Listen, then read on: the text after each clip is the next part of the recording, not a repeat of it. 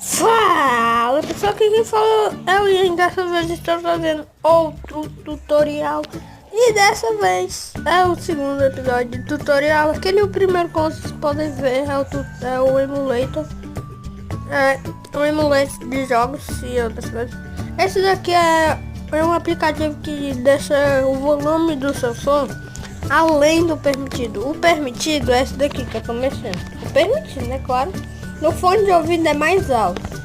Mas tipo assim, ele deixa o fone de ouvido mais alto e o som que é esse aqui, ó. Olha esse daqui, ó. Entendeu? Mas eu vou deixar o link para baixar ele. Ele é muito bom porque ele é além do permitido, velho. Mas vamos lá, né? Vamos lá, né? Vamos entrar aqui nele. Você entra aqui e aparece isso. Vocês podem ver aqui, ó.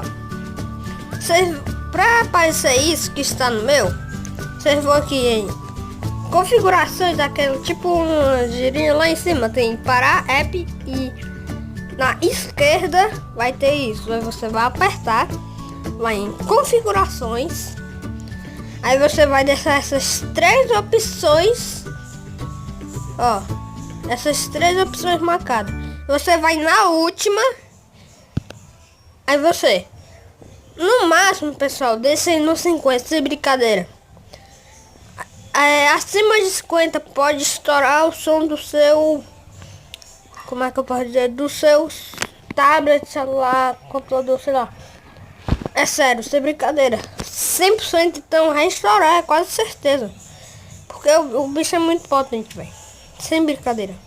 Aí você escolhe aqui, volta, aí aqui é o volume normal, né, aqui.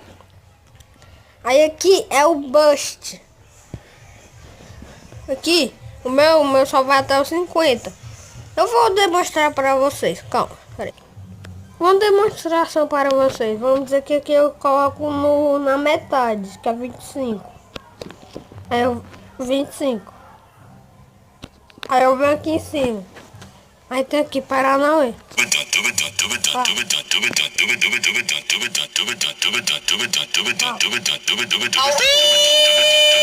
muito mais alto, vai, tá vendo? Aí, ó, tá vendo?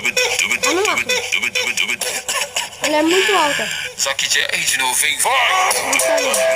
Tá vendo como é muito alto, velho? Sem brincadeira, vocês... Isso é muito alto, pessoal. Mas, pessoal, o vídeo vai ficando por aqui. Vocês já viram como é que se faz isso. Eu vou deixar o link da instalação na Play Store, no Google, não sei. Mas eu vou deixar você instalar lá, porque o app é muito bom. Mas, valeu, falou, valeu. Tchau, pessoal.